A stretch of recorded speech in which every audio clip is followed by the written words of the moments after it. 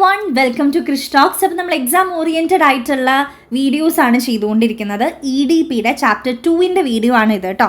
Chapter 1 അത്യാവശ്യം lengthy chapter ആയിരുന്നു, അതുകൊണ്ട് നമ്മൾ പാർട്ട് 1, 2 എന്നുള്ള രീതിക്ക് 2 പാർട്സ് ആയിട്ടാണ് അപ്ലോഡ് ചെയ്തിരിക്കുന്നത്. EDPയുടെ പ്ലേലിസ്റ്റിൻ്റെ ലിങ്കും ബാങ്കിങ്ങിൻ്റെയും കോർപ്പറേറ്റ് റെഗുലേഷൻ്റെയും നമ്മൾ താഴെ കൊടുക്കുന്നുണ്ട്. കാരണം എന്താണെന്ന് വെച്ച് കഴിഞ്ഞാൽ പഴയ വീഡിയോസ് അവൈലബിൾ ആണ് നമ്മുടെ യൂട്യൂബ് ചാനൽ, അത് കണ്ടാലും പ്രശ്നമൊന്നുമില്ല. പക്ഷേ ഇത് കുറച്ചുകൂടി സിമ്പിൾ നോട്ട്സോട് കൂടിയിട്ടുള്ള വീഡിയോസ് ആണല്ലോ. അപ്പോൾ അതുകൊണ്ട് ഞാൻ ഈ നോട്ട്സ് വെച്ചിട്ട് ചെയ്യുന്ന വീഡിയോസിന് സെപ്പറേറ്റ് പ്ലേലിസ്റ്റ് 3 സബ്ജക്റ്റിനും ക്രിയേറ്റ് ചെയ്തിട്ടുണ്ട്. അപ്പോൾ പുതിയ പ്ലേലിസ്റ്റിൻ്റെ ലിങ്കുകൾ ഞാൻ താഴെ കൊടുക്കുന്നുണ്ട് കേട്ടോ. ഓക്കെ, അപ്പോൾ നമ്മുടെ chapter 2 institutional support to entrepreneurs. അപ്പോൾ ഓൺട്രപ്രണേഴ്സ് ആരാണ്, ഓൺട്രപ്രണർഷിപ്പ് എന്താണ് എന്നൊക്കെ നമ്മൾ പഠിച്ചിട്ടുണ്ടായിരുന്നു. അപ്പോൾ ഈ ഓൺട്രപ്രണേഴ്സിന് പല രീതിക്കുള്ള സഹായങ്ങൾ വേണ്ടി വരുമല്ലോ. ഫിനാൻഷ്യൽ സപ്പോർട്ടും അല്ലാതെയുള്ള ട്രെയിനിങ്ങും കാര്യങ്ങളൊക്കെ വേണ്ടി വരും. അപ്പോൾ അവരെ സപ്പോർട്ട് ചെയ്യാൻ വേണ്ടി ഒരുപാട് ഇൻസ്റ്റിറ്റ്യൂഷൻസ് ഉണ്ട്. അപ്പോൾ അതാണ് നമ്മൾ ഈ ഒരു ചാപ്റ്ററിൽ പഠിക്കാൻ പോകുന്നതായിട്ട്. ഒരുപാട് ഇൻസ്റ്റിറ്റ്യൂഷൻസിനെ കുറിച്ച് പഠിക്കാനുണ്ട്.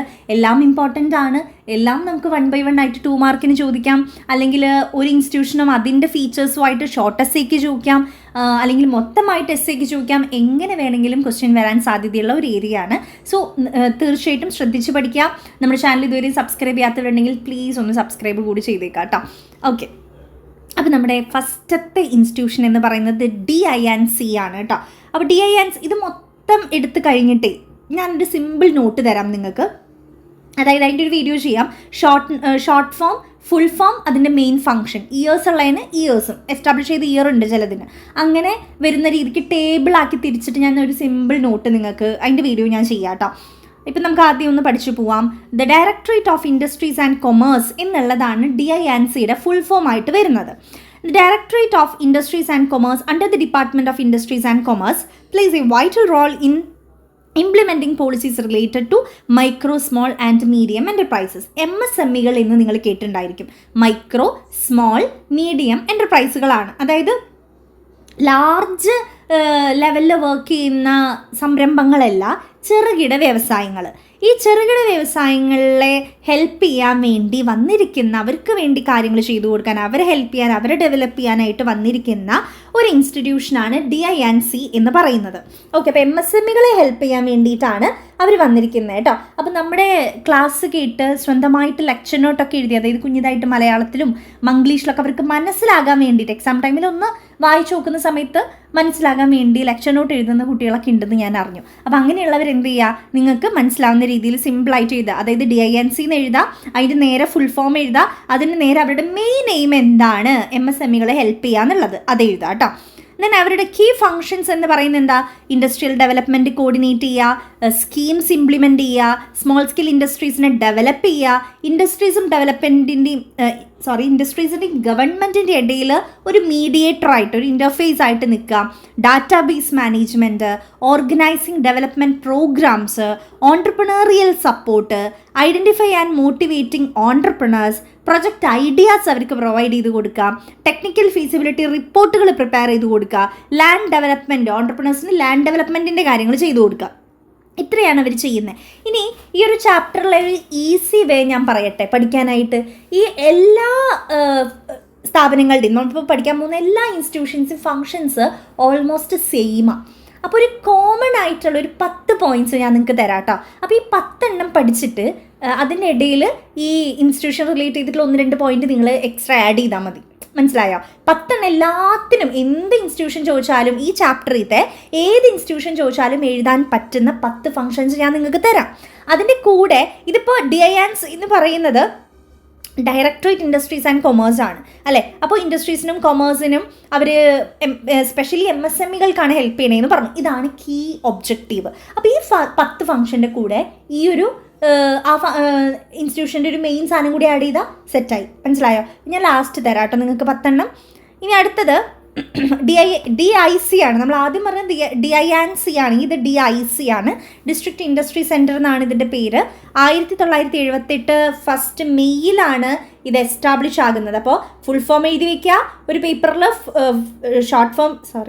ഇന്ന് ഫുള്ള് വെള്ളിയാണ്. ഷോർട്ട് ഫോം എഴുതി വയ്ക്കുക, ഫുൾ ഫോം എഴുതി വയ്ക്കുക, ഇയർ എഴുതി വയ്ക്കുക, മെയിൻ എയിം എഴുതി വയ്ക്കുക കേട്ടോ. മെയിൻ എയിം അത് നിങ്ങൾ എന്ത് ചെയ്യാന്ന് അറിയോ, ഒരു പേപ്പർ എടുക്കുക. ഒരു പേപ്പർ എടുത്തിട്ട് ഞാൻ അതിൻ്റെ ക്ലാസ്സാണ് നിങ്ങൾക്ക് തരാമെന്ന് പറഞ്ഞേ. ഇനി ഇപ്പോഴേ ചെയ്യുന്നവർ ചെയ്തു വെച്ചോ, ഒരു പേപ്പർ എടുത്തിട്ട് നെയിം എഴുതുക, അത് ഷോർട്ട് ഫോം കേട്ടോ. ദെൻ ഫുൾ ഫോം എഴുതുക, ചിലതിന് ഇയർ ഉണ്ടാവും, ഇയർ എഴുതുക, മെയിൻ എയിം എഴുതുക. അപ്പോൾ DINC എന്ന് എഴുതുക, അത് ഷോർട്ട് ഫോം ആണല്ലോ. ദെൻ അതിൻ്റെ ഫുൾ ഫോം എഴുതുക, അതിന് ഇയർ കൊടുത്തിട്ടില്ല ഞാൻ. പിന്നെ മെയിൻ എയിം എഴുതുക. അങ്ങനെ ഓരോന്നിൻ്റെയും നിങ്ങൾ എഴുതി വെക്കുക ഒരു നോട്ടിൽ. മനസ്സിലായി? അപ്പോൾ നിങ്ങൾക്ക് പഠിക്കാൻ എളുപ്പമാണ്. പിന്നെ ഫംഗ്ഷൻസ് കോമൺ ആയിട്ടുള്ളത് ഞാൻ തരുമ്പോൾ അത് പഠിച്ചു വെച്ചാൽ മതി.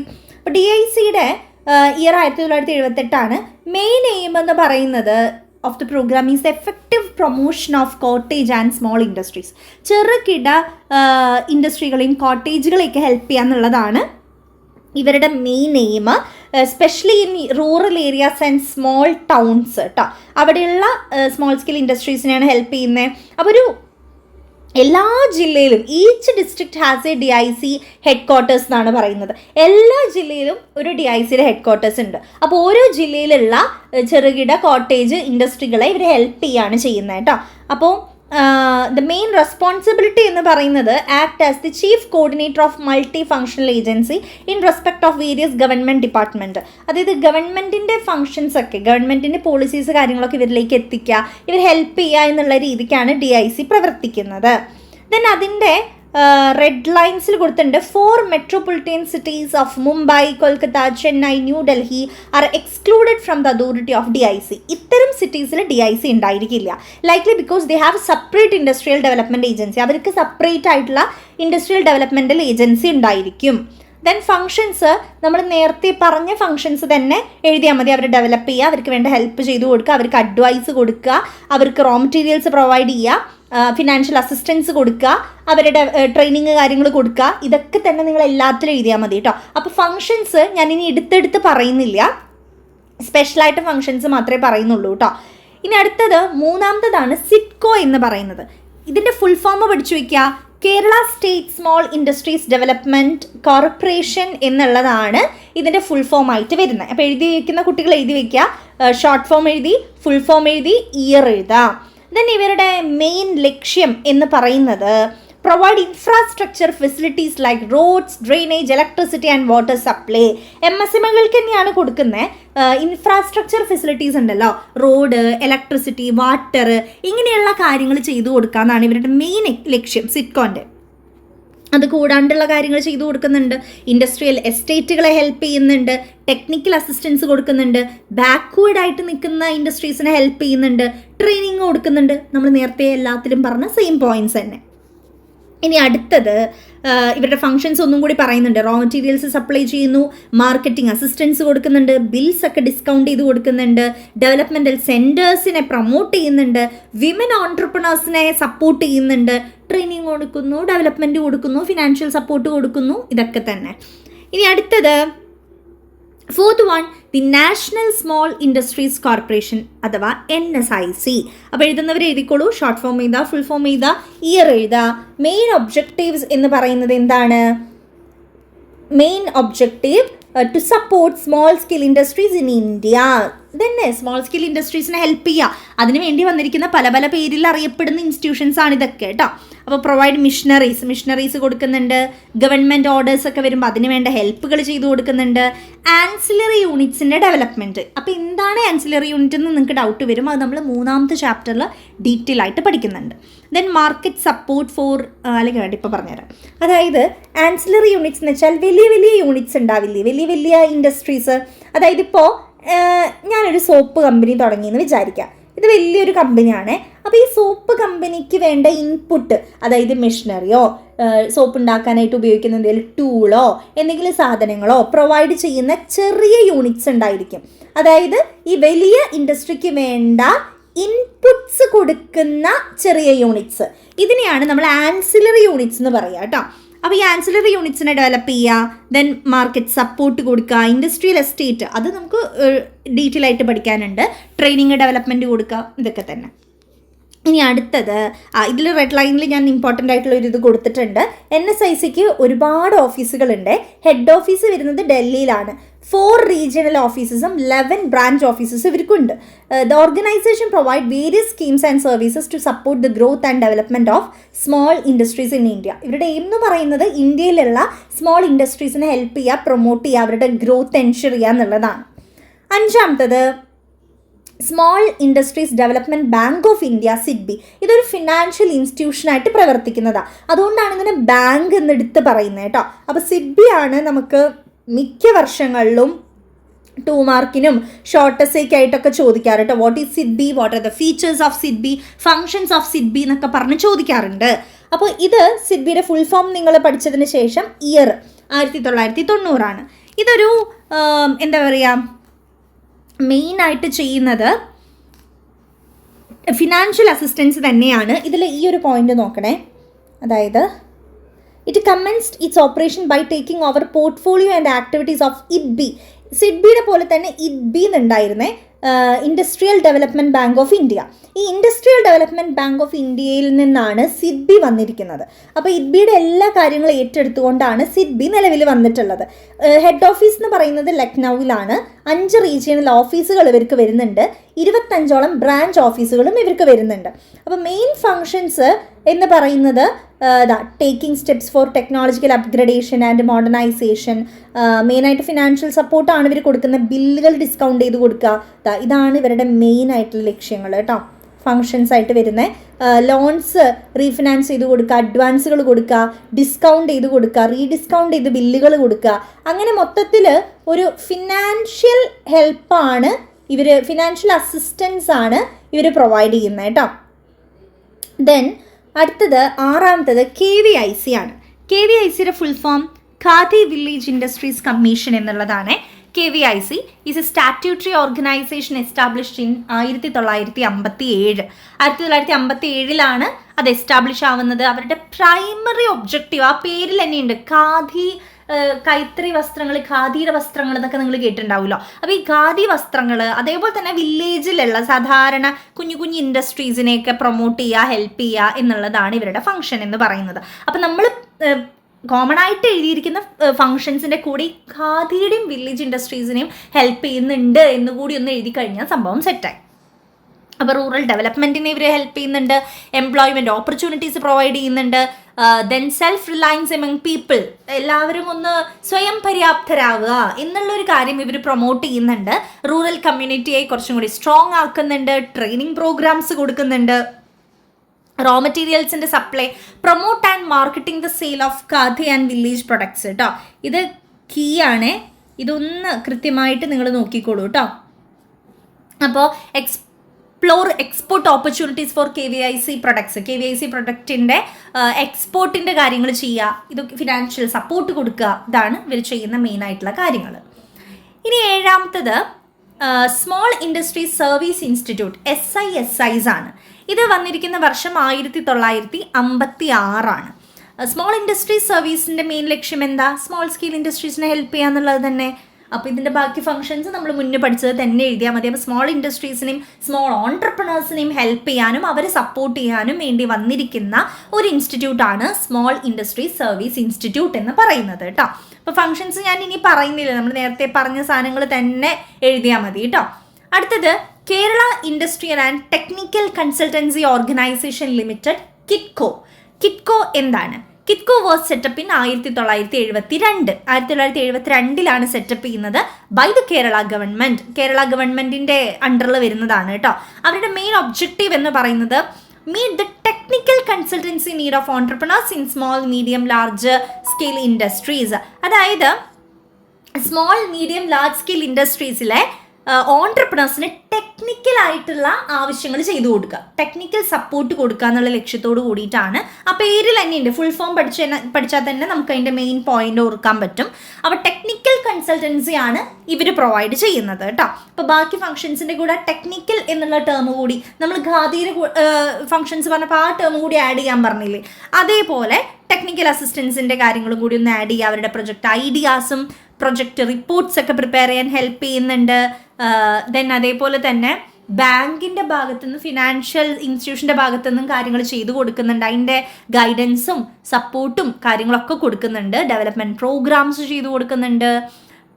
ദെൻ ലാർജ് യൂണിറ്റ്സിന് വേണ്ട മോണിറ്ററിങ് ചെയ്തു കൊടുക്കുന്നുണ്ട്. ഇതൊക്കെ ഇവർ ചെയ്തു കൊടുക്കുന്ന കാര്യങ്ങളാണ്. ഇനി അടുത്തത് എന്താണ് STED project? Science and technology entrepreneurship development എന്നാണ് അതിൻ്റെ പേര്. The STED project is an autonomous organization under the Department of Science and Technology, Government of India. Government of India'യുടെ കീഴിൽ വരുന്നതാണ് ഇത്. അപ്പോൾ ഇത് മെയിൻ ലക്ഷ്യം എന്ന് പറയുന്നത് to develop entrepreneurship and generate employment through science and technology input.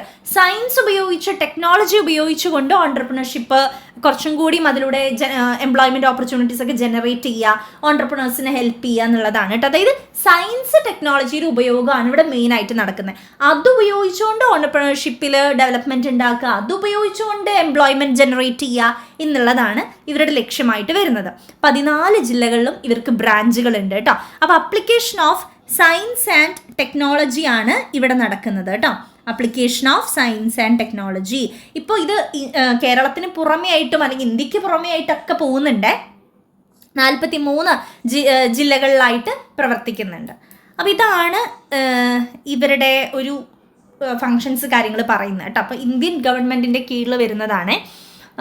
ഇനി ഇതിൻ്റെ ആക്ടിവിറ്റീസ് ഇവർ ട്രെയിനിങ് പ്രോഗ്രാംസ് കൊടുക്കുന്നുണ്ട്, project identification, financial assistance, technical support, market support, entrepreneurship development, skill development എന്നിങ്ങനെയുള്ള കാര്യങ്ങൾ ഇവർ ചെയ്യുന്നുണ്ട്.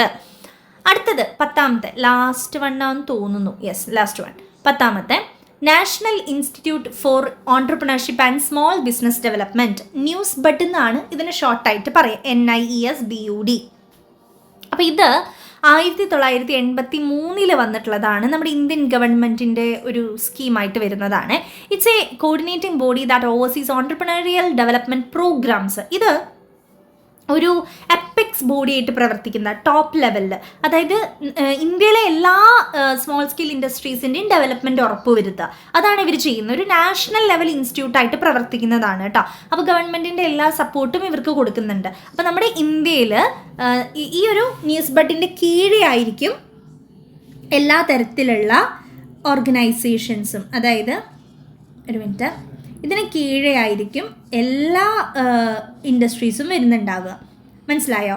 അപ്പോൾ ഇവരെന്ത് ചെയ്യുന്നു? സപ്പോർട്ട് ചെയ്യും. ഇവർക്ക് വേണ്ട ഡെവലപ്മെൻറ്റൽ ആക്ടിവിറ്റീസ് ഇവരെ പ്രൊമോട്ട് ചെയ്യുക കാര്യങ്ങളാണ് ഇവർ ചെയ്യുന്നത്. അപ്പോൾ ഒരു അപ്പെക്സ് ബോഡി ആയിട്ട് ടോപ്പ് ലെവലായിട്ട് പ്രവർത്തിക്കുന്നതാണ്. അപ്പോൾ ഇവർക്ക് ഇൻഫർമേഷൻസ് കൊടുക്കുക, ട്രെയിനിങ് കൊടുക്കുക, സപ്പോർട്ട് ചെയ്യുക, നാഷണൽ ലെവൽ റിസോഴ്സ് ഇൻസ്റ്റിറ്റ്യൂട്ടായിട്ട് പ്രവർത്തിക്കുക, ഡെവലപ്മെൻറ്റൽ സ്ട്രാറ്റജീസ് കൊടുക്കുക, അവർക്ക് ട്രെയിനിങ് ആഡ്സ്, ടൂൾസ്, വർക്ക്ഷോപ്പ് കൊടുക്കുക, ട്രെയിനിങ് കൊടുക്കുക.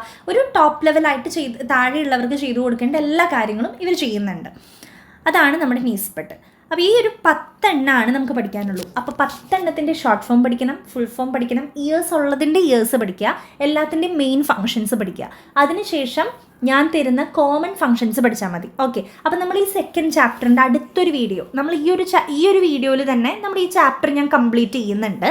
അത് കഴിഞ്ഞിട്ട് എന്താ പറയുക, ഒരു വീഡിയോ ഞാൻ ചെയ്യുന്നുണ്ട്. അതിലാണ് ഞാൻ കോമൺ ഫങ്ഷൻസ് എല്ലാത്തിനും ഏത് ഇൻസ്റ്റിറ്റ്യൂഷൻ ചോദിച്ചാലും എഴുതാൻ സാധിക്കുന്ന കോമൺ ഫങ്ഷൻസും, അതേപോലെ തന്നെ ഞാൻ ടേബിൾ തിരിച്ച് നിങ്ങൾക്ക് പറഞ്ഞുതരാമെന്ന് പറഞ്ഞില്ലേ സിമ്പിളായിട്ട്, അതും ഞാൻ അടുത്ത വീഡിയോയിലായിരിക്കും പറയുന്നുണ്ടാവുക. അപ്പോൾ അതിൻ്റെ ലിങ്ക് ഞാൻ താഴെ കൊടുക്കാം, വീഡിയോ ഇട്ടിട്ട് കേട്ടോ. അപ്പോൾ നിങ്ങളൊന്ന് ചെക്ക് ചെയ്തോളൂ കേട്ടോ. ഇനി അടുത്തത് നമുക്ക് ഈ ഒരു ചാപ്റ്ററിൽ പഠിക്കാനുള്ളത് ടെക്നോ പാർക്ക് എന്ന് പറയുന്ന ഒരു ഏരിയ ആണ്. ടെക്നോ പാർക്ക് നിങ്ങൾ കേട്ടിട്ടുണ്ടായിരിക്കുമല്ലോ, നിങ്ങളുടെ അറിവിൽ ആരെങ്കിലും ഒക്കെ വർക്ക് ചെയ്യുന്നുണ്ടായിരിക്കുമല്ലോ. ട്രിവാൻഡ്രത്താണ് ടെക്നോ പാർക്ക് വരുന്നത്. ടെക്നോ പാർക്കിൻ്റെ ഫുൾ ഫോം എന്ന് പറയുന്നത് ടെക്നോളജി പാർക്ക് എന്നാണ് കേട്ടോ. It provide infrastructure and supportive business environment to promote technology oriented industries. Technology oriented ആയിട്ടുള്ള ഇൻഡസ്ട്രീസിനെ സപ്പോർട്ട് ചെയ്യുക. അവർക്ക് പുതിയൊരു ഇൻഡസ്ട്രി തുടങ്ങണോ, അല്ലെങ്കിൽ അവർക്ക് അവരുടെ ഇതൊന്ന് ഗ്രോത്ത് സപ്പോർട്ട് ചെയ്യണോ, അതിന് വേണ്ടിയിട്ട് നമ്മുടെ ഈ ഒരു ടെക്നോ പാർക്ക് ഹെൽപ്പ് ചെയ്യുന്നുണ്ട്. ഇതൊരു നോൺ പ്രോഫിറ്റ് ഓർഗനൈസേഷൻ ആയിട്ടാണ് വർക്ക് ചെയ്യുന്നത്. നമ്മുടെ കേരളയിൽ വരുന്നത് ട്രിവാൻഡ്രത്താണ്. ട്രിവാൻഡ്രത്ത് ഉള്ളതാണ് ഏറ്റവും വലിയ ലാർജസ്റ്റ് ഇൻഫർമേഷൻ ടെക്നോളജി പാർക്കായിട്ട് അറിയപ്പെടുന്നത് കേട്ടോ. 1990 നവംബർ 18 കേരള ഗവൺമെൻറ്റാണ് ഈ ഒരു ടെക്നോ പാർക്ക് കൊണ്ടുവരുന്നത്. കേരള ഗവൺമെൻറ്റിൻ്റെ അണ്ടറിലുള്ളതാണ്. 2015 കൂടി 10 മില്യൺ സ്ക്വയർ ഫീറ്റിലേക്ക് നമ്മുടെ ടെക്നോ പാർക്ക് വളർന്നിട്ടുണ്ട്. ഇപ്പോൾ ഏകദേശം 350-400 കമ്പനീസാണ് ടെക്നോ പാർക്കിൽ വരുന്നത്. Techno park offers state of the art infrastructure including high speed internet. അപ്പോൾ അവർ എന്തൊക്കെ ഫെസിലിറ്റീസ് ഉള്ളതെന്ന് ചോദിച്ചു കഴിഞ്ഞാൽ ഹൈ സ്പീഡ് ഇൻ്റർനെറ്റ് ഉണ്ട്, ട്രാൻസ്പോർട്ടേഷൻ ഉണ്ട്, ബാക്കി എല്ലാ സൗകര്യങ്ങളും ഉണ്ട്, ഒത്തിരി ജോബ് ഓപ്പർച്യൂണിറ്റീസ് ഇവർ പ്രൊവൈഡ് ചെയ്യുന്നുണ്ട്. നമ്മുടെ കേരള എക്കോണമിയുടെ ഗ്രോത്ത് തന്നെ ടെക്നോ പാർക്കിൽ നിന്ന് ഒരുപാടുണ്ടെന്നാണ് പറയുന്നത്. അതുവഴി ഒരുപാട് ഗ്രോത്ത് സംഭവിച്ചിട്ടുണ്ട്. അപ്പോൾ ഇത്രയും നല്ല ഒരു ഏരിയ ആണ് ടെക്നോ പാർക്ക് എന്ന് പറയുന്നത്. അപ്പോൾ ഞാൻ ഇതിൻ്റെ ഒരു പിക്ചർ കാണിച്ചു തരാം. കണ്ടോ, ഇത് മൊത്തം ടെക്നോ പാർക്കാണ്. ഇവിടെ ഒരുപാട് ഈ ഒരു എന്താ പറയുക, ഒത്തിരി സ്ക്വയർ ഫീറ്റുകളോളം നീണ്ടു കിടക്കുന്നതാണ്, ഏക്കർ കണക്കിനോളം നീണ്ടു കിടക്കുന്നൊരു ഏരിയ ആണ്. അപ്പോൾ ഇവിടെ ഒരുപാട് സ്ഥാപനങ്ങളുണ്ട്. ഇതിൻ്റെ അണ്ടറിൽ തന്നെ ഒരുപാട് ബിൽഡിങ്ങുകൾ വരുന്നുണ്ട്. ഇവിടെയൊക്കെ ടെക്നോളജി ഓറിയൻറ്റഡ് ആയിട്ടുള്ള ഇൻഡസ്ട്രീസ് റൺ ചെയ്തുകൊണ്ടിരിക്കുകയാണ്. അപ്പോൾ അവിടെയൊക്കെ നമുക്ക് വേണമെങ്കിൽ ഒരു പുതിയതായിട്ടൊരു ഇൻഡസ്ട്രി വേണമെങ്കിൽ അതിനുള്ളിൽ സ്റ്റാർട്ട് ചെയ്യാനുള്ളൊരു ഓപ്ഷൻ ഉണ്ട്, അല്ലെങ്കിൽ മെർജ് ചെയ്ത് പ്രവർത്തിക്കാനൊരു ഓപ്ഷൻ ഉണ്ട്, അവിടെ പോയി വർക്ക് ചെയ്യാനുള്ള ഓപ്ഷൻ ഉണ്ട്, അവിടെ നമുക്ക് ജോലി സാധ്യതകളുണ്ട്, നമുക്ക് ജോലി അപ്ലൈ ചെയ്ത് കഴിഞ്ഞാൽ ഇൻ്റർവ്യൂ വഴി നമുക്ക് കിട്ടും. അങ്ങനെ ഒരു വലിയൊരു ഏരിയ ആണ് ഈ ടെക്നോ പാർക്ക് എന്ന് പറയുന്നത് കേട്ടോ. ഇനി ഇതിൻ്റെ ഫങ്ഷൻസ് എന്ന് പറഞ്ഞാൽ ബിസിനസ് സപ്പോർട്ട് ഇവർ പ്രൊവൈഡ് ചെയ്യുന്നുണ്ട്. അതായത് ഇൻഫ്രാസ്ട്രക്ചർ, ബിസിനസ് സപ്പോർട്ടുകൾ പ്രൊവൈഡ് ചെയ്യുന്നുണ്ട്. ബിസിനസ് ഇൻട്രൊഡക്ഷൻ, നമുക്കൊരു പുതിയതായിട്ടൊരു എന്താ പറയുക, ബിസിനസ് ഇൻട്രൊഡ്യൂസ് ചെയ്യണം അല്ലെങ്കിൽ കൊളാബറേറ്റ് ചെയ്ത് പാർട്ട്ണറായിട്ടൊക്കെ നമുക്ക് വർക്ക് ചെയ്യണമെന്നുണ്ടെങ്കിൽ അതിനുള്ള ഫെസിലിറ്റീസും അവിടെ ഉണ്ട്. അത് നമുക്ക് അന്വേഷിച്ച് അങ്ങനെ ചെയ്യാവുന്നതാണ്. ദെൻ ടെക്നോളജി ഇന്നോവേഷൻ, ഇവിടെ ഇന്നോവേറ്റീവ് ആയിട്ടുള്ള ടെക്നോളജീസ് ആയിരിക്കും ഉപയോഗിക്കുന്നുണ്ടാവുക. അപ്പോൾ അതിൻ്റെ പുതിയൊരു പ്രൊഡക്റ്റ് ലോഞ്ച് ചെയ്യുന്നതിൻ്റെ കാര്യങ്ങൾ, അതിൻ്റെ ഡെവലപ്മെൻ്റ് എല്ലാം ഇവർ ഹെൽപ്പ് ചെയ്ത് തരുന്നതായിരിക്കും. ദെൻ മൊത്തത്തിലുള്ളൊരു കോർപ്പറേഷൻ, കാരണം നമ്മുടെ ഗവൺമെൻറ്റിൻ്റെ അണ്ടറിലുള്ള ഒരു കമ്പനിയല്ല ടെക്നോ പാർക്കാണ്. അപ്പോൾ അതിനുള്ളിൽ ഒരുപാട് കമ്പനികൾ, വ്യത്യസ്ത തരത്തിലുള്ള കമ്പനികൾ വർക്ക് ചെയ്യുന്നുണ്ട്. അപ്പോൾ ഈ കമ്പനികൾ തന്നെ അങ്ങോട്ടും ഇങ്ങോട്ടും ഒരു കോർപ്പറേഷൻ ഉണ്ടാവും. മനസ്സിലായില്ലേ? അതാണ് അതിൽ പറയുന്നത്. ഇനി അടുത്തത് ഒരു ടേമാണ് ഇൻസെൻറ്റീവ്സ്. ഇത് നമുക്ക് 2 മാർക്കിനും ചോദിക്കാറുണ്ട്, ഷോർട്ട് എസ്സേക്ക് ചോദിക്കാറുണ്ട്. ഇൻസെൻറ്റീവ്സ്, അതിൻ്റെ ഇമ്പോർട്ടൻസ്, നീഡ്സ്, ക്ലാസിഫിക്കേഷൻ എന്ന് പറഞ്ഞ് നമുക്ക് ചോദിക്കാറുണ്ട് കേട്ടോ. ഒരു വലിയൊരു ഏരിയ ആണ് അത്. ഇൻസെൻറ്റീവ്സ് എന്ന് പറഞ്ഞു കഴിഞ്ഞാൽ it refers to stimulate that motivate entrepreneurs to start and run small scale industrial units. ഇപ്പം നമ്മൾ ഒരു ജോലിക്ക് കയറുന്ന സമയത്ത് സാലറിക്ക് പുറമേ നമുക്ക് ഇൻസെൻറ്റീവ് കിട്ടുമെന്ന് നിങ്ങൾ കേട്ടിട്ടുണ്ടായിരിക്കുമല്ലോ. അപ്പോൾ ഇൻസെൻറ്റീവ് എന്ന് വെച്ചാൽ സാലറിക്ക് പുറമേ അവരുടെ വർക്ക് അനുസരിച്ച് അവർക്ക് കൊടുക്കുന്ന ഒരു ഫിനാൻഷ്യലി അല്ലെങ്കിൽ നോൺ ഫിനാൻഷ്യലായിട്ട് കൊടുക്കുന്നതിനെയാണ് ഇൻസെൻറ്റീവ് എന്ന് പറയാം. ചിലപ്പോൾ ചിലവർക്ക് ഇൻസെൻറ്റീവായിട്ട് പൈസ കിട്ടും, ചിലവർക്ക് ഇൻസെൻറ്റീവായിട്ട് ഷെയർ കൊടുക്കും ചില സ്ഥാപനങ്ങൾ, അല്ലെങ്കിൽ ഇൻസെൻറ്റീവായിട്ട് മൊബൈൽ ഫോൺ കൊടുക്കുന്ന കമ്പനീസ് ഉണ്ട്, വണ്ടി കൊടുക്കുന്ന കമ്പനീസ് ഉണ്ട്. മനസ്സിലായോ? അപ്പോൾ അങ്ങനെ അവർ ജോലിക്കനുസരിച്ച് അവരുടെ വർക്ക് അനുസരിച്ച് കൊടുക്കുന്നതിനെയാണ് ഇൻസെൻറ്റീവ്. സാലറിക്ക് പുറമേ കൊടുക്കുന്നതാണ് ഇൻസെൻറ്റീവ്സ്. അപ്പോൾ അങ്ങനെ ഇൻസെൻറ്റീവ്സ് കിട്ടുന്ന സമയത്ത് നമുക്ക് കുറച്ചും കൂടി നന്നായിട്ട് വർക്ക് ചെയ്യാനായിട്ട് തോന്നും. ഓക്കെ, അപ്പോൾ ഇറ്റ് റെഫേഴ്സ് ടു സ്റ്റിമുലേറ്റ്, നമ്മളത് ഓൾറെഡി പറഞ്ഞു. This incentives provided by the government ആണ് ഈ ഇൻസെൻറ്റീവ്സ് കൊടുക്കുന്നത്. ഇതിൻ്റെ ഒരു മെയിൻ ലക്ഷ്യം എന്ന് പറയുന്നത് എൻകറേജ് ചെയ്യുക, ഓൺടർപ്രണേഴ്സിനെ, പുതിയതായിട്ടുള്ള ഓൺടർപ്രണേഴ്സിനെ എൻകറേജ് ചെയ്യുക. ഇപ്പോൾ ചെയ്തുകൊണ്ടിരിക്കുന്ന ഓൺടർപ്രണേഴ്സിനെ കുറച്ചും കൂടി ഒന്ന് പ്രൊമോട്ട് ചെയ്യുക, സപ്പോർട്ട് ചെയ്യുക. ഇതിനായിട്ടൊന്ന് ബാക്ക്വേർഡായിട്ട് നിൽക്കുന്ന, കുറച്ച് ബാക്കിൽ നിൽക്കുന്ന എംപ്ലോയീസിനെ, ഓൺടർപ്രണേഴ്സിനെ ഹെൽപ്പ് ചെയ്യുക എന്നുള്ളൊരു ലക്ഷ്യത്തോട് കൂടിയിട്ടാണ് ഇൻസെൻറ്റീവ്സ് കൊടുക്കുന്നത് കേട്ടോ. ഇനി ഇതിൻ്റെ ഇമ്പോർട്ടൻസ് എന്ന് വെച്ച് കഴിഞ്ഞാൽ ഡീസെൻട്രലൈസേഷൻ ഓഫ് എക്കണോമിക് പവർ. ആ ഒരു എക്കണോമിക് പവർ നമ്മൾ താഴേക്കിടയിലുള്ള ആളുകളിലേക്ക് കൊടുക്കുകയാണ് ചെയ്യുന്നത്. അതുവഴി ഒരു റീജിയണൽ ഡെവലപ്മെൻറ്റ് ഉണ്ടാവുന്നു, ടെക്നോളജിയുടെ ട്രാൻസ്ഫോർമേഷൻ, ഡിഫിക്കൽട്ടീസ്, നമുക്ക് ഇൻഡസ്ട്രിയലൈസേഷൻ്റെ ഡിഫിക്കൽട്ടീസ് നമുക്ക് ഓവർകം ചെയ്യാം, ഓൺടർപ്രണർഷിപ്പിനെ എൻകറേജ് ചെയ്യാം, കോമ്പറ്റീഷൻ എങ്ങനെ ഓവർകം ചെയ്യാം, അതിൻ്റെ ഹെൽപ്പുകളും ചെയ്തു കൊടുക്കുന്നുണ്ട്. ഇനി ഇതിൻ്റെ നീഡ് റീജിയണൽ ഡിസ്പാരിറ്റീസ്, തർക്കങ്ങൾ കാര്യങ്ങളൊക്കെ റിമൂവ് ചെയ്യാനും, ഓൺടർപ്രണർഷിപ്പിനെ പ്രൊമോട്ട് ചെയ്യാനും, കോമ്പറ്റേറ്റീവ് സ്ട്രെങ്ത് പ്രൊമോട്ട് ചെയ്യാനും, എംപ്ലോയ്മെൻറ്റ് ഓപ്പർച്യൂണിറ്റീസ് ജനറേറ്റ് ചെയ്യാനും ഒക്കെ സാധിക്കുന്നുണ്ട്. ഇനിയാണ് important area classification of incentives. ഇത് മാത്രമായിട്ട് ഷോർട്ട് എസ്സേക്ക് ചോദിച്ചിട്ടുണ്ട് കേട്ടോ. 1 by 1 ആയിട്ട് 2 മാർക്കിനും ചോദിക്കാം. അപ്പോൾ നമുക്ക് ക്ലാസിഫിക്കേഷൻ വരുന്നത് ഫിനാൻഷ്യൽ ഇൻസെൻറ്റീവ്സ് ഉണ്ട്, നോൺ ഫിനാൻഷ്യൽ ഇൻസെൻറ്റീവ്സും ഉണ്ട്. ഫിനാൻഷ്യൽ എന്ന് പറയുമ്പോൾ നമ്മൾ മണി ബേസിൽ കൊടുക്കുന്ന ഇൻസെൻറ്റീവ്സ് ആണ്, പണത്തിൻ്റെ രൂപത്തിൽ കൊടുക്കുന്നതാണ്. നോൺ ഫിനാൻഷ്യൽ എന്ന് പറഞ്ഞാൽ നമ്മൾ നേരത്തെ പറഞ്ഞില്ലേ, വണ്ടി കൊടുക്കുക, മൊബൈൽ ഫോൺ കൊടുക്കുക, വേറെ എന്തെങ്കിലും പ്രൊഡക്ട്സ് ആയിട്ട് കൊടുക്കുന്നതിനെയാണ് നോൺ ഫിനാൻഷ്യൽ ഇൻസെൻറ്റീവ്സ് എന്ന് പറയാം. ഇനി അടുത്തൊരു ക്ലാസിഫിക്കേഷനാണ് കൺസെഷനും സബ്സിഡിയും ബൗണ്ടി. അപ്പോൾ ഇത് 3 2 മാർക്കിന് സെപ്പറേറ്റ് ചോദിക്കാം കേട്ടോ. കൺസെഷൻ എന്ന് പറഞ്ഞാൽ റെഡ്യൂസ്ഡ് ഫീസ് ഫോർ സർവീസസ് ആണ്. അതായത് നമ്മളിപ്പം എന്താ ബസ്സിലൊക്കെ യാത്ര ചെയ്യുന്ന സമയത്ത് നമ്മൾ സ്റ്റുഡൻസ് ആയിരിക്കുന്ന സമയത്ത് സാധാരണക്കാർ കൊടുക്കുന്ന മുഴുവൻ എമൗണ്ട് നമ്മൾ കൊടുക്കണ്ടല്ലോ ബസ് ഫെയർ ആയിട്ട്. അവർ 10 രൂപ 20 രൂപയോ കൊടുക്കണമെങ്കിൽ നമ്മൾ 5 രൂപയോ 2 രൂപയോ പണ്ട് 2 രൂപയായിരുന്നു, അപ്പോൾ 5 രൂപയൊക്കെ കൊടുത്താൽ മതി. അതാണ് കൺസെഷൻ, അത് റെഡ്യൂസ്ഡ് ഫീസ്. അപ്പോൾ ഇങ്ങനെയുള്ള ഓൺട്രപ്രണേഴ്സിന് അവർ കൺസെഷൻ കൊടുക്കും, ഇത്ര എമൗണ്ട് അടയ്ക്കേണ്ട, ഇത്ര അടച്ചാൽ മതി, അതൊരു ഇൻസെൻറ്റീവാണ്. അല്ലെങ്കിൽ സബ്സിഡി എന്ന് പറയുന്നത് lump sum payment by the government to support entrepreneurs ആണ്. ഇപ്പം നിങ്ങൾ വീട്ടിൽ ഗ്യാസ് സിലിണ്ടേഴ്സൊക്കെ അമ്മയൊക്കെ ബുക്ക് ചെയ്യുന്ന സമയത്ത് നിങ്ങൾ കേട്ടിട്ടുണ്ടാവും സബ്സിഡി കിട്ടി എന്നൊക്കെ. അതായത് ഇവരിപ്പോൾ മാസം ഗ്യാസിൻ്റെ സിലിണ്ടർ ഓർഡർ ചെയ്യുന്നുണ്ടെങ്കിൽ നമ്മൾ പൈസ കൊടുത്തിട്ടാണല്ലോ സിലിണ്ടർ വാങ്ങുന്നത്. 800 900 സംതിങ്ങോ 800 സംതിങ്ങോ കൊടുത്തിട്ടാണ് നമ്മൾ സിലിണ്ടർ വാങ്ങുന്നത്. അപ്പോൾ സിലിണ്ടർ വാങ്ങുന്ന സമയത്ത് അതിൽ നിന്ന് കുറേശ്ശെ നമ്മുടെ അക്കൗണ്ടിൽ മീൻസ് ഗവൺമെൻറ് ഇങ്ങനെ സേവ് ചെയ്ത് വെക്കും. എന്നിട്ട് ലാസ്റ്റ് നമുക്ക് അതിൽ നിന്ന് സബ്സിഡി കിട്ടുക എന്ന് പറയും. അതായത് മൊത്തം കുറേശ്ശെ നമ്മുടെ തന്നെ എടുത്തൊരു എമൗണ്ട് ഒരു കൂട്ടമായിട്ടൊരു ഒരു എമൗണ്ട് ആയിട്ട് നമുക്ക് തിരിച്ചു തരുന്നു. അതിനാണ് സബ്സിഡി എന്ന് പറയുക. അപ്പോൾ അത് അങ്ങനെ കിട്ടുന്നത് നമുക്കൊരു സന്തോഷമാണ് അല്ലേ. അപ്പോൾ അങ്ങനെയുള്ള ഒരു ഇൻസെൻറ്റീവ് ഉണ്ട്. പിന്നെ ബൗണ്ടി എന്ന് പറയും. ബൗണ്ടി എന്ന് പറഞ്ഞു കഴിഞ്ഞാൽ ബോണസ് എന്നാണ് അർത്ഥം. ഒരു ഫിനാൻഷ്യൽ ഹെൽപ്പ് എന്ന് തന്നെയാണ് അതിൻ്റെ അർത്ഥം വരുന്നത്. ഗവൺമെൻറ് ഇൻഡസ്ട്രീസിന് കൊടുക്കുന്ന ഒരു ബോണസ് അല്ലെങ്കിൽ ഫിനാൻഷ്യൽ ഹെൽപ്പിനെയാണ് ബൗണ്ടി എന്ന് പറയുന്നത്. അടുത്തൊരു ക്ലാസിഫിക്കേഷനാണ് നോൺ ടാക്സ് ബേസ്ഡ് ഇൻസെൻറ്റീവ്സും ടാക്സ് ബേസ്ഡ് ഇൻസെൻറ്റീവ്സും. നോൺ ടാക്സ് എന്ന് വെച്ച് കഴിഞ്ഞാൽ ടാക്സ് റിലേറ്റ് ചെയ്തല്ലാത്ത ഇൻസെൻറ്റീവ്സും പിന്നെ ടാക്സ് ആൻഡ് ഡ്യൂട്ടി റിലേറ്റ് ചെയ്തിട്ടുള്ള ഇൻസെൻറ്റീവ്സും ആണ് ടാക്സ് ബേസ്ഡ്.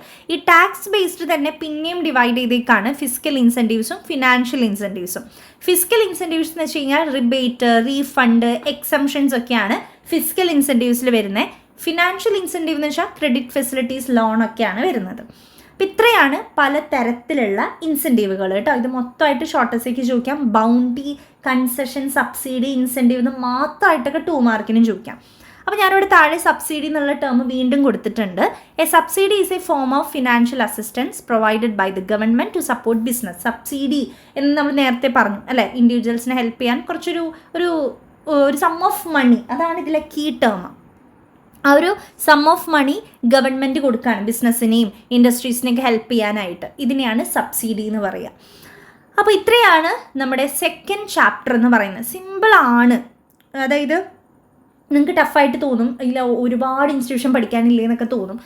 പക്ഷേ അതിൻ്റെ കോമൺ ഫങ്ഷൻസ് ഒക്കെ വെച്ച് ഷോർട്ട് ഫോമും ഫുൾ ഫോം ഇയറും കോമൺ ഫങ്ഷനും പിന്നെ മെയിൻ അതിൻ്റെ എയിം ഒബ്ജക്റ്റീവ് ഒക്കെ പഠിച്ചാൽ അത് സിമ്പിളാണ്. പിന്നെ ഈ ഒരു ഇൻസെൻറ്റീവ്സിൻ്റെ ഏരിയയും കാര്യങ്ങളും ടെക്നോ പാർക്കിൻ്റെ ഏരിയയാണ് ഇതിൽ മെയിനായിട്ട് വരുന്നത് കേട്ടോ. അപ്പോൾ നെക്സ്റ്റ് വീഡിയോയിൽ ഞാൻ ഇതിലെ മെയിൻ ഫങ്ഷൻസും കോമൺ ആയിട്ട് എല്ലാത്തിലും നിങ്ങൾക്ക് എക്സാമിന് എഴുതി സ്കോർ ചെയ്യാൻ പറ്റുന്ന ഫങ്ഷൻസും സിമ്പിളാക്കി ഈ 10 ഇൻസ്റ്റിറ്റ്യൂഷൻസിനെ ഒരു ടേബിൾ ആക്കിയിട്ടും ഞാൻ നിങ്ങൾക്ക് പ്രസൻറ്റ് ചെയ്ത് തരാം. അതാണ് നമ്മുടെ അടുത്ത വീഡിയോ. അപ്പോൾ അത് വിട്ടുപോകാതെ കാണാൻ ശ്രമിക്കുക. ചാനൽ സബ്സ്ക്രൈബ് ചെയ്യാത്തവരുണ്ടെങ്കിൽ സബ്സ്ക്രൈബ് കൂടി ചെയ്തേക്കുക. So all the very best. Thank you.